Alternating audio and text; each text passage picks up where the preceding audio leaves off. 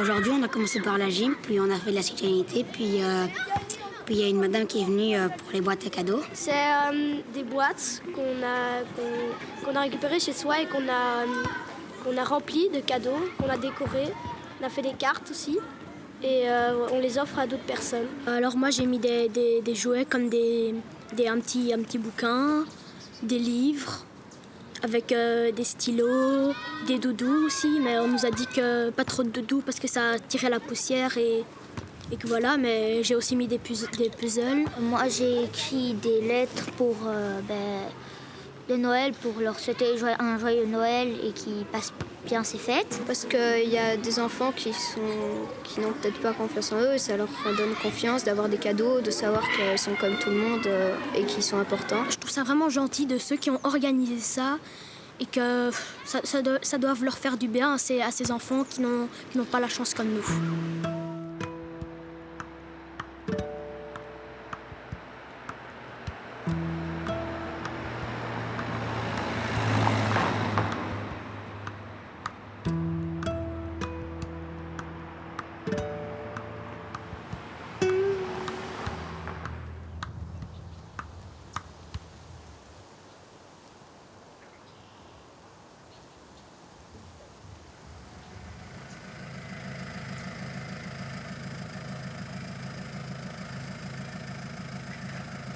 Allez. Tu filmes déjà? Non.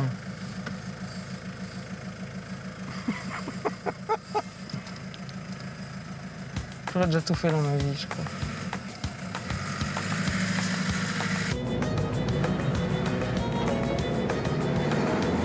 Dans 200 mètres, tournez à gauche sur rue du chemin de fer. Ça commence fort.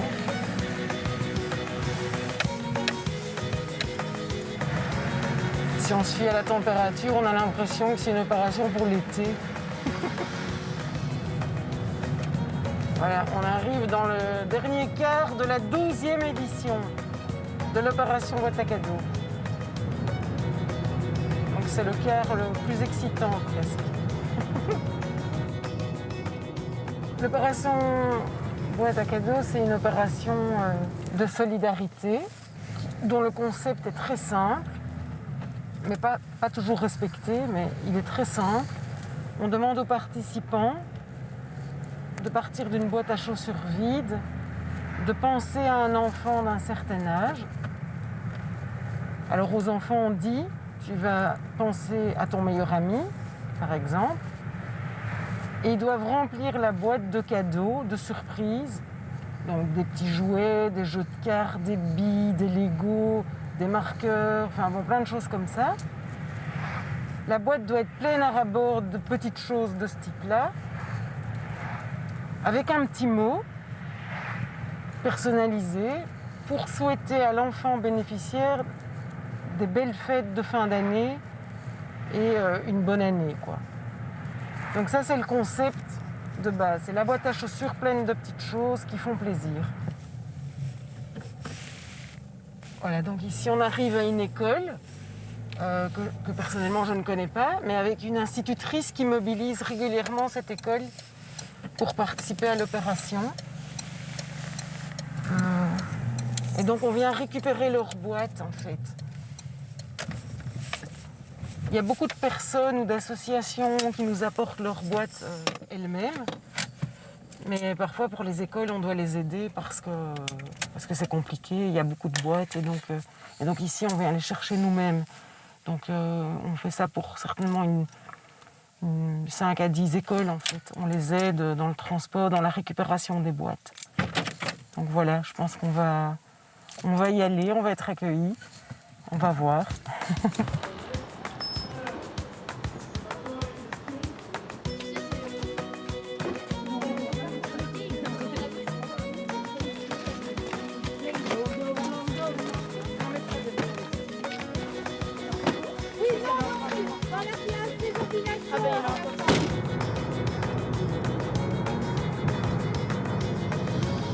En 2009, c'était les 20 ans de la Convention des droits de l'enfant.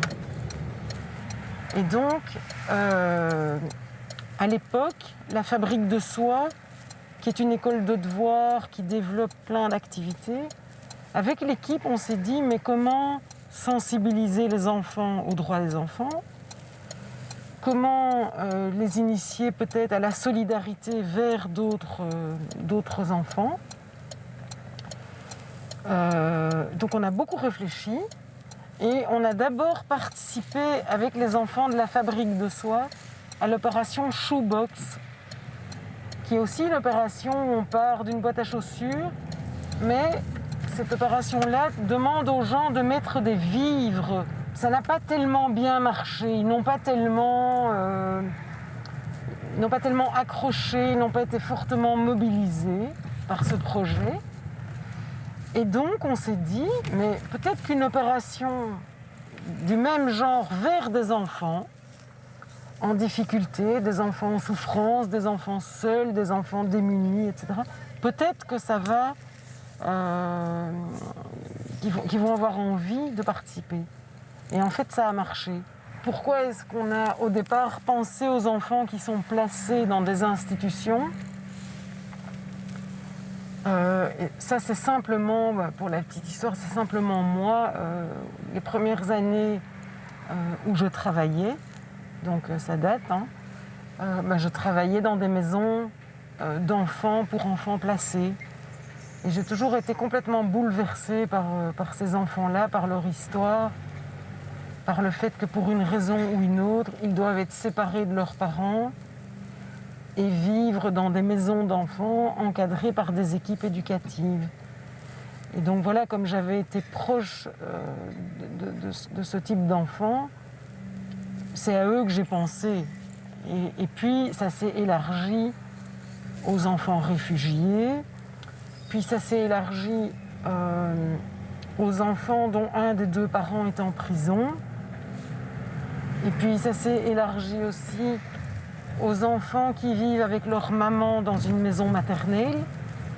Et enfin, on a ouvert aussi les portes des enfants dont les parents sont en difficulté financière ou multiples et qui sont inscrits au CPS.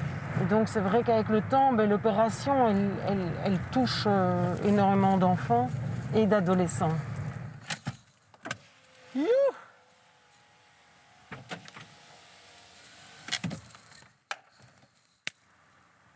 Tâche achevée.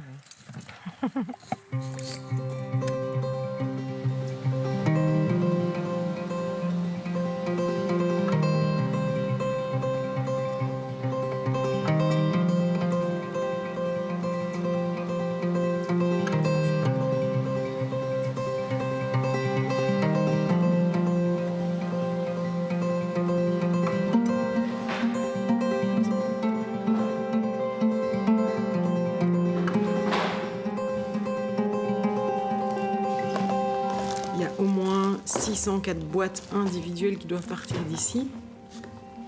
Et si on en a plus, certains enfants vont en recevoir 2.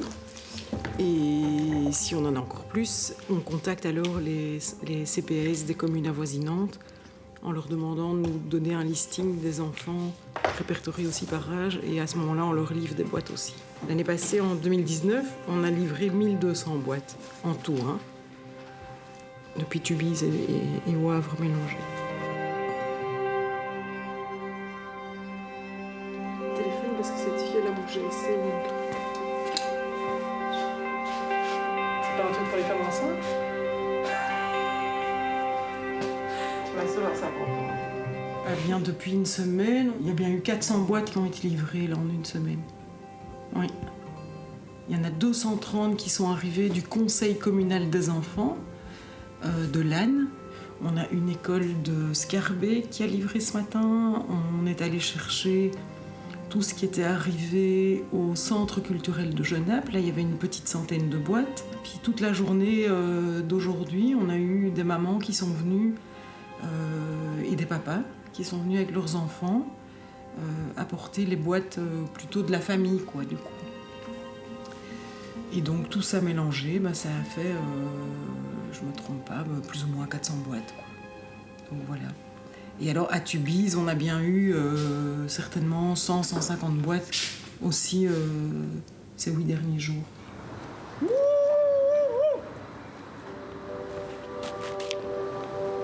part dans 2 voitures.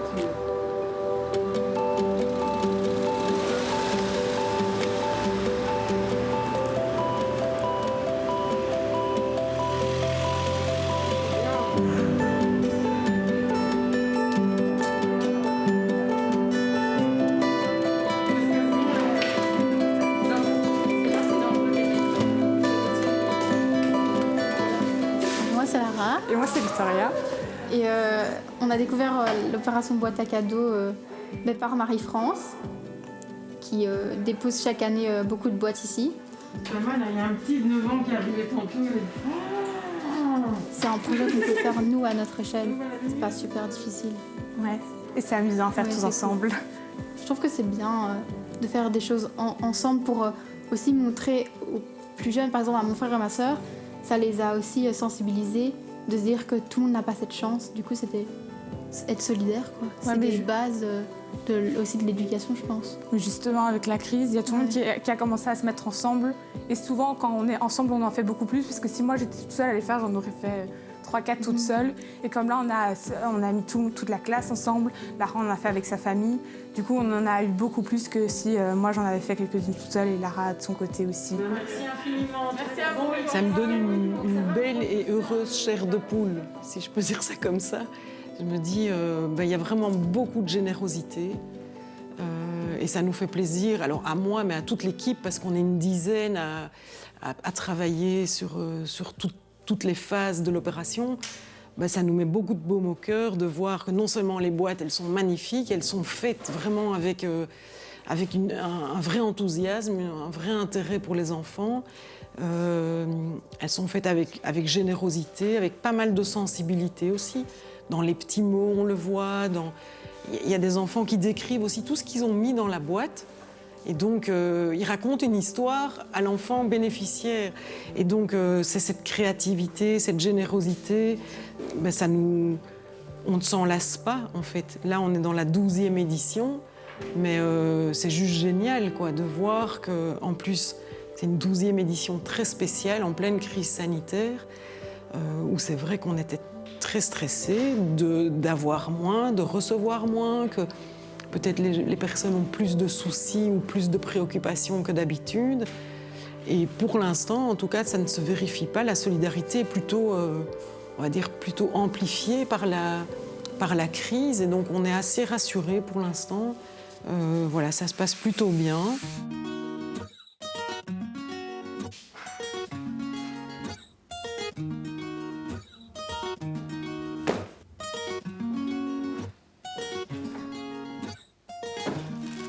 Alors ici, en fait, au dépôt de Wavre, comme au dépôt de Tubize, on a ce qu'on a créé au fil des années, notre magasin.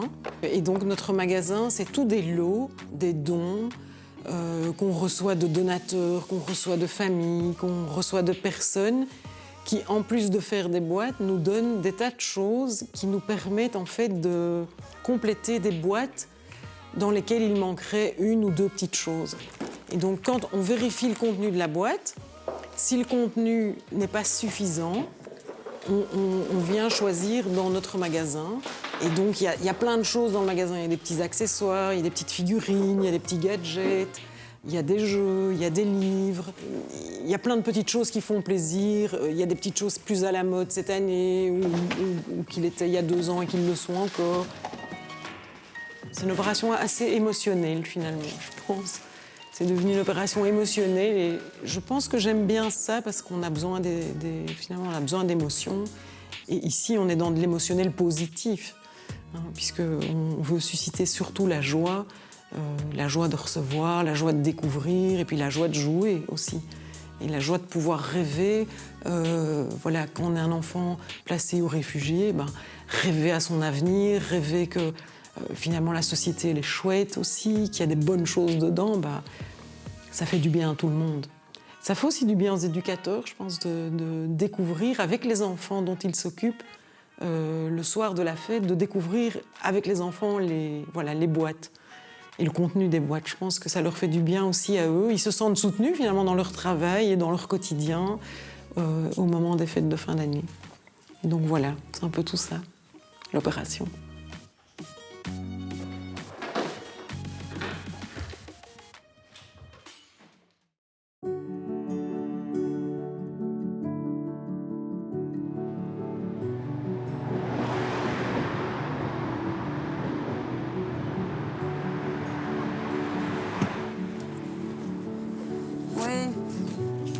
Attends, je te cherche.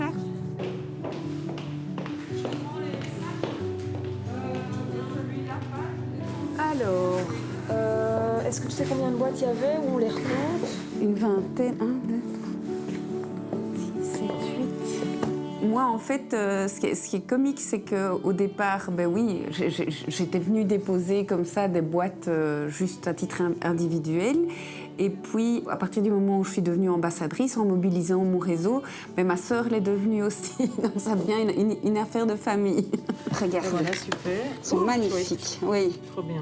un super carnet, une gourde, Le petit mot. le petit mot, des masques hein, de circonstance, matériel scolaire et des bonbons. Génial. C'est chouette, Ouais, hein. C'est vraiment super. Oui, c'est top. Ben voilà, tu pourras dire à la personne que les, À Florence. voilà, les critères sont... Oui. Enfin, les critères d'exigence pour que la boîte soit nickel sont super respectés. Oui, c'est varié. Voilà, elle est généreuse, c'est varié. Oui. Elle est pleine à craquer et elle va faire plaisir, c'est évident. Et en plus, dans cette boîte-ci, il y a plein de choses neuves, quoi. Donc, Oui, oui. donc vraiment top, quoi. Oui, Super. c'est chouette. Être ambassadrice, c'est communiquer par rapport à l'opération et mobiliser son réseau. Et donc, c'est expliquer le but de l'opération, c'est expliquer comment composer la boîte pour que ce soit varié, c'est donner des idées. Et puis, c'est aussi checker le contenu, voir si c'est équilibré, voir s'il n'y a pas des choses qui pourraient ne pas convenir. Mais en général, les gens ont bien compris l'idée. Et puis, éventuellement, décorer les boîtes, mettre aussi un petit mot si on n'a pas. Ben voilà, un petit mot comme celui-ci, tout simple, avec une écriture super lisible. Ben on sent bien que l'intention, c'était de faire plaisir. Et donc, il souhaite à l'enfant, ici au garçon, ben, de passer une bonne année. Et c'est vrai qu'on a des enfants qui nous ont dit... Eh ben, c'est la première fois que quelqu'un que je ne connais pas, déjà, me souhaite une bonne année. Et parfois, mes parents ne m'ont jamais souhaité une bonne année. Et donc, ils gardent les petits mots et ils se souviennent même d'année en année des personnes qui ont signé le petit mot. Et donc, signer le petit mot, c'est très important aussi. Et alors ça, c'est quoi? Une petite ligne à ongles. Oui. Waouh. Petit stylo. Voilà, c'est chouette aussi pendant les fêtes de penser aux autres, même si on ne les connaît pas. Ça fait partie du partage. L'idée des fêtes, c'est le partage et c'est quand même les fêtes de fin d'année. La Noël, c'est quand même les cadeaux aussi. Pour les enfants, c'est les cadeaux. Donc, c'est faire un cadeau à un inconnu, à un enfant, je trouve ça super chouette.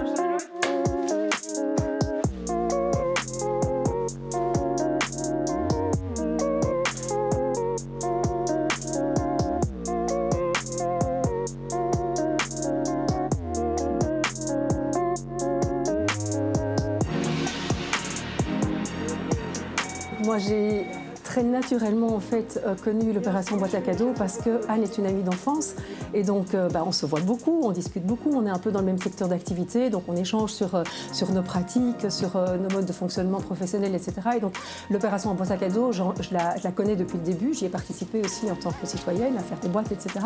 Et donc voilà, quand à un moment donné on a compris qu'on pouvait croiser en fait nos deux associations par cet intermédiaire de la boîte à cadeaux, ça a été que bénéfique.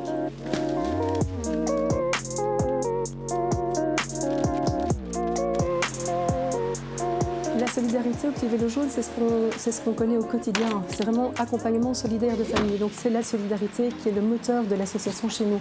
Alors la solidarité chez nous, elle s'exprime tout au long de l'année et elle n'a pas faibli en fait pendant le confinement. Au contraire, en fait, on a même vu un regain en fait d'intérêt du citoyen pour s'investir dans des causes solidaires.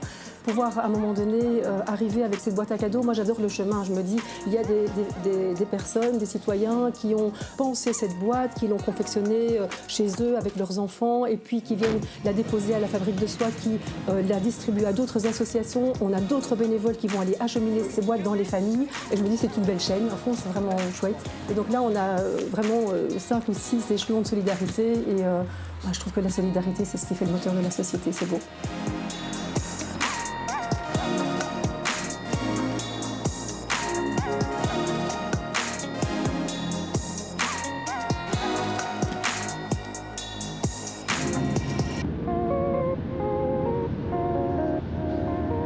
En fait, quand j'ai été engagée, j'ai commencé par l'opération. Au début, c'était plus artisanal, on va dire. Et puis là, avec le temps, j'ai l'impression qu'on s'est un peu professionnalisé, en fait.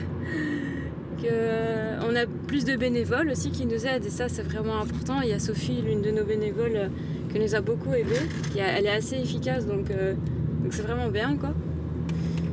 Et nous-mêmes, en fait, on va plus vite, je pense. Avant, c'est déjà arrivé, il y a 4 ans, quasiment au début où moi j'étais là. On finissait la veille pour le lendemain, quasiment, quoi. On allait faire les magasins avec le budget qui nous restait, on achetait des choses, surtout pour les garçons, les ados. Et on achetait et puis on faisait les dernières boîtes nous-mêmes, quoi. Et cette année, c'est pas du tout arrivé, l'année passée non plus, d'après ce que je me souviens. Donc on n'a pas ce stress-là, quoi. Malheureusement, on n'a pas tous la chance d'être nés dans des familles où t'as papa, maman qui travaillent, de l'argent. Et donc je crois que c'est important de regarder un peu autour de soi et pas de se dire bon bah voilà, moi je suis bien, je vais rester comme ça, quoi. C'est important de donner un peu de son temps, de son énergie, d'aller voir un peu ailleurs comment ça se passe, quoi. Sinon on vit dans des ghettos, quoi, hein, et chacun son petit quotidien. L'humanité pour moi c'est pas ça, quoi.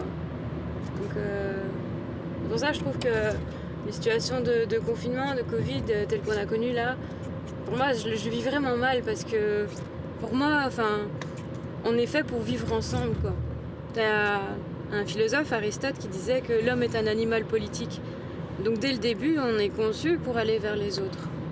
Donc je trouve que si tu te mets en retrait de l'être humain comme on est censé faire, comme on est censé maintenant appliquer les gestes barrières et tout ça, ça donne un grand coup quand même à l'humanité. Je trouve que c'est quand même rogner sur quelque chose qui est capital, quoi. Et donc c'est pour ça que je trouve qu'être solidaire, c'est vraiment ça, c'est être dans l'humain, quoi. Si tu enlèves ça, pour moi la vie elle a plus le même sens, quoi. Ce que moi j'apprécie dans l'opération, c'est que ça permet en fait de se rendre compte de réalité d'autres enfants et finalement de s'intéresser à ces enfants-là et qui sont les enfants réfugiés, par exemple. Ça permet de les sortir de l'ombre et de l'invisibilité dans laquelle ils sont. Les enfants qui sont placés, c'est un public très très nombreux finalement en Belgique dont on parle trop peu. Puis il y a aussi des enfants auxquels on s'intéresse peut-être de plus en plus et malheureusement, c'est tous les enfants qui sont dans la précarité, dans la pauvreté, dans des difficultés, des familles monoparentales ou des familles en difficulté financière. Toute une série de difficultés qui ont été accentuées aussi par la crise du Covid. Il y a un retour aussi, parce que souvent, les enfants bénéficiaires, ils écrivent des petits mots, ils font des dessins pour remercier, ils veulent rencontrer les enfants qui ont fait les boîtes pour eux. Et donc finalement, peut-être que l'opération boîte à cadeaux, elle crée des liens qui sont anonymes, mais qui sont très forts. Alors, à chaque fois, je me perds un peu quand même ici. Même si ça fait 10 ans que je viens, à chaque fois, je me perds.